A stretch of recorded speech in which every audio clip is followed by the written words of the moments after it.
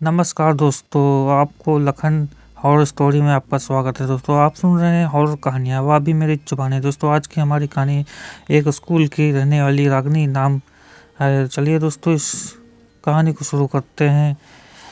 कहानी को शुरू करने से पहले, जैसा कि आप लोगों ने हमेशा कहता हूँ, वैसे तो आप लोगों ने बहुत सी हॉरर कहानियाँ सुनी होंगी, लेकिन मुझे पूरी उम्मीद है कि आज की हमारी एक कहानी सुनकर आपको सच में डर का एहसास होने वाला है। बस मेरी आपसे इतनी गुजारिश है कि आप अगर इस कहानी को पूरा सुनेंगे तो आपको सच में बहुत ज़्यादा मज़ा आने वाला है। साथ ही अगर आप पहली बार हमारे चैनल पर आए हैं तो चैनल को अभी सब्सक्राइब कर लीजिए। ऐसा करने से हमारी और आपकी नज़दीकियाँ बढ़ जाएंगी और आगे आने वाली वीडियो आप तक आसानी से पहुंच जाएगी। तो ज़्यादा समय न लेते हुए जल्दी से अपनी कहानी को शुरू करते हैं। नमस्कार दोस्तों, मेरा नाम लखन है और मैं उत्तर प्रदेश उन्नाव का रहने वाला हूँ। आप लोगों ने अपनी ज़िंदगी में बहुत सी भूतिया और डरावनी कहानियाँ सुनी होंगी, लेकिन आज मैं आप लोगों के लिए जो कहानी लेकर आया हूँ, उस कहानी में को सुनकर आप लोगों को इस बात पर यकीन होगा कि कभी कभार हम लोग किसी ऐसी अनजान जगह पर दस्तक दे देते हैं जहाँ शायद हम लोगों को नहीं जाना चाहिए, क्योंकि हमारे से पहले से वहाँ पर कुछ ऐसी चीज़ों की प्रोजेक्शन रहती है जिससे वह हर जगह हमारे लिए कहीं ना कहीं खतरनाक साबित हो सकती है। लेकिन फिर भी हम लोगों को उन सब बातों पर ध्यान ना देते हुए सिर्फ एक एंजॉयमेंट के चलते इन सारी चीज़ों को नज़रअंदाज कर देते हैं और फिर वही चीज़ हम लोगों के लिए आगे जाकर भारी पड़ जाती है। दरअसल यह कहानी शुरू होती है रात के सन्नाटे में। स्कूल की लाइब्रेरी के कांच के दरवाजे धीमे से खुलते हैं। हल्की चांदनी उन अलमारियों पर पड़ रही थी जो सालों से गवाह थी, हजारों कहानियों की। यह वही लाइब्रेरी है जहाँ कभी रागनी अपने सपनों की किताबें पढ़ा करती थी, लेकिन आज वह यहाँ नहीं है। उसकी मौत को 5 साल पूरे हो चुके थे, पर उसकी उपस्थिति का महसूस करना आज भी हर किसी के रोंगटे खड़े कर देता था। लाइब्रेरी मिस शर्मा अब भी रागनी के आखिरी दिन को याद कर कर रो देती हैं। रागनी जो क्लास की सबसे होशियार और प्यारी लड़की थी, उस दिन लाइब्रेरी में दाखिल हुई और फिर कभी बाहर नहीं निकली। पिछले कुछ दिनों से लाइब्रेरी में अजीब घटनाएं हो रही थीं। किताबें खुद ब खुद गिर जाती हैं, अलमारियों के पीछे से किसी के हंसने की आवाज़ें आती हैं। एक रात गार्ड ने देखा कि रागनी की पसंदीदा किताब डायरी ऑफ लिविंग सोल हवा में तैर रही थी। जब उसने पास जाकर देखा तो उसके चेहरे से खून सूख गया। किताब पर किसी ने लिखा था, मैं वापस आ गई हूँ। अगले दिन स्कूल में अफवाह फैल गई। रागनी की आत्मा अब भी लाइब्रेरी में भटक रही है। बच्चे वहां जाने से डरने लगे। रागनी की माँ, जो अब तक अपनी बेटी के गम से उभर नहीं पाई, एक दिन स्कूल आई। उन्होंने मिस शर्मा से पूछा, क्यों मेरी बच्ची की कोई निशानी बची है? मिस शर्मा ने हिचकिचाते हुए बताया कि रागनी ने अपनी एक डायरी लाइब्रेरी में छोड़ी थी, जो अब तक बंद अलमारी में पड़ी थी।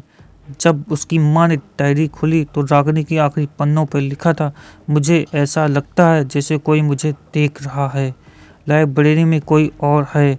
पढ़ते पढ़ते उसकी मां फूट फूट कर रोने लगी। अगली रात लाइब्रेरी में शर्मा ने हिम्मत कर सीसीटीवी कैमरा लगाया। सुबह जब फुटेज देखा गया तो हर कोई हक्का भक्का रह गया। कैमरे में साफ दिखा कि एक लड़की सफ़ेद कपड़ों में किताबें छू रही है, लेकिन जब मिस शर्मा ने जूम करके देखा तो वो डर के मारे बेहोश हो गई। वह चेहरा रागनी का था। तब पता चला कि रागनी की मौत का हादसा नहीं बल्कि हत्या थी।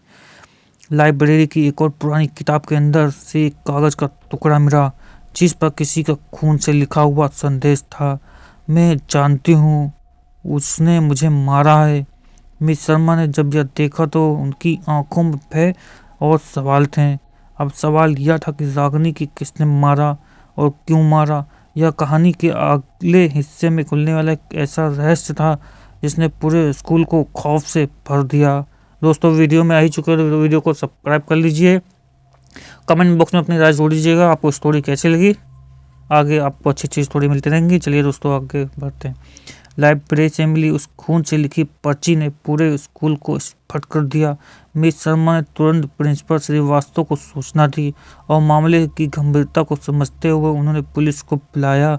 पुलिस ने अधिकारी राजवीर सिंह, जो एक रहस्यमय केस सुलझा चुके थे, मामले की जांच शुरू करने के लिए स्कूल पहुंचे।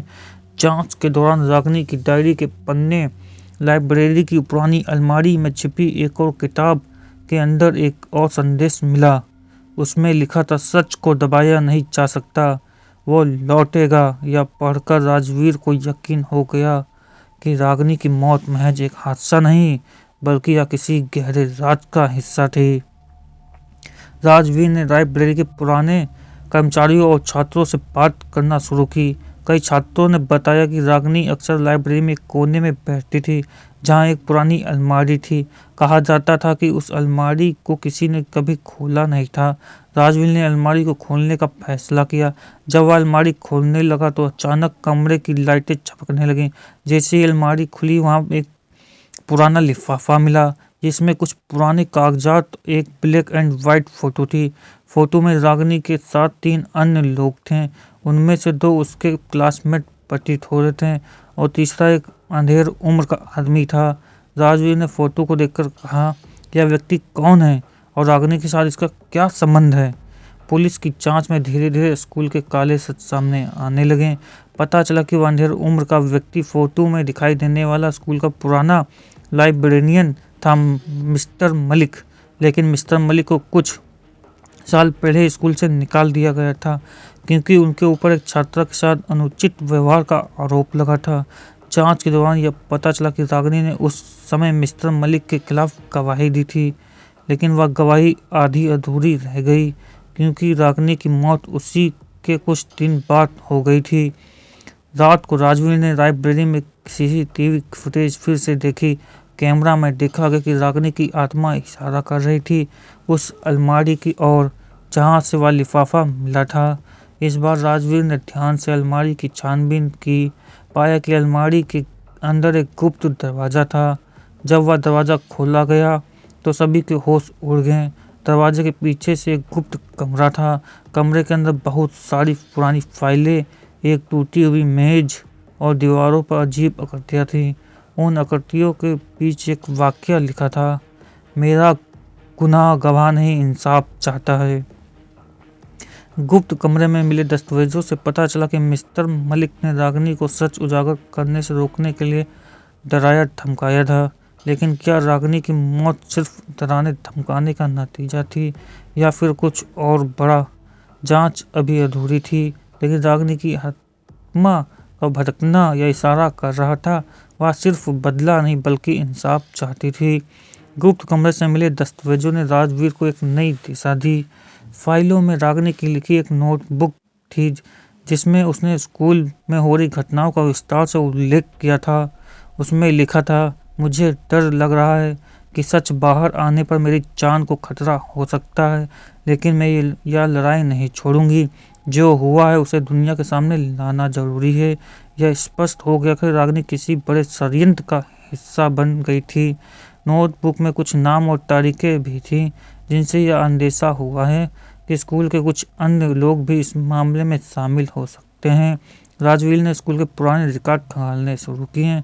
उन रिकॉर्ड्स में पता चला कि मिस्टर मलिक के खिलाफ सिर्फ रागिनी ने ही नहीं बल्कि 2 और छात्राओं ने शिकायत दर्ज कराई थी, लेकिन उनकी शिकायत किसी कारावास दबी रह गई। उन छात्रों में एक और शहर से बाहर थी जबकि दूसरी की हालत मानसिक रूप से ठीक नहीं थी। रात होते ही लाइब्रेरी में अजीब घटनाएं बढ़ने लगी। किताबें अपने आप गिरने लगी और दीवारों पर रागिनी के नाम का धुंधला साया देखने लगा। ऐसा लगा कि उसकी आत्मा राजवीर को कुछ बताने की कोशिश कर रही थी।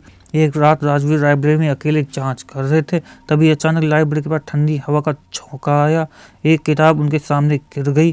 किताब खोलने पर उनमें एक कागज मिला जिसमें लिखा था, सच तुम्हारे सामने है, बस उसे देखो। राजवीर ने ध्यान दिया कि किताब के बीच एक पन्ना गायब था। उन्होंने लाइब्रेरी की बाकी किताबों को खंगालना शुरू किया। आखिरकार वह पन्ना मिला। उस पन्ने पर मिस्टर मलिक के हस्ताक्षर थे, जो यह साबित करते हुए उन्होंने रागिनी को धमकाया था। सभी सबूत मिलने के बाद राजवीर ने मिस्टर मलिक को गिरफ्तार कर लिया। पूछताछ के दौरान उसने स्वीकार किया कि उसने रागिनी को डराया था, लेकिन उसकी हत्या में वह अकेला नहीं था। उसने खुलासा किया कि स्कूल के कुछ बड़े अधिकारी भी इसमें शामिल थे, जिन्होंने रागिनी को सच बाहर लाने से रोकने के लिए हर संभव कोशिश की। पुलिस ने इन अधिकारियों को भी गिरफ्तार कर लिया और पूरा मामला अदालत में पहुंचा। आखिरकार रागिनी को न्याय मिला। लाइब्रेरी में होने वाली घटनाएं धीरे धीरे बंद हो गई। ऐसा लगा जैसे रागिनी की आत्मा को शांति मिल गई। लेकिन राजवीर को अब भी लगता कि हर रहस्य का अंत इतना सरल नहीं होता और स्कूल की दीवारें अब भी कुछ छिपाए हुए थी और शायद वह सच भी कभी सामने आएगा। हर कहानी का एक अंत होता है, लेकिन कुछ कहानियां का नए अध्याय से शुरू होती है। दोस्तों वीडियो का अंत हो चुका। आप कमेंट बॉक्स में जरूर बताइएगा आपको कहानी कैसी लगी स्टोरी, और वीडियो को सब्सक्राइब करना बिल्कुल ना भूलें।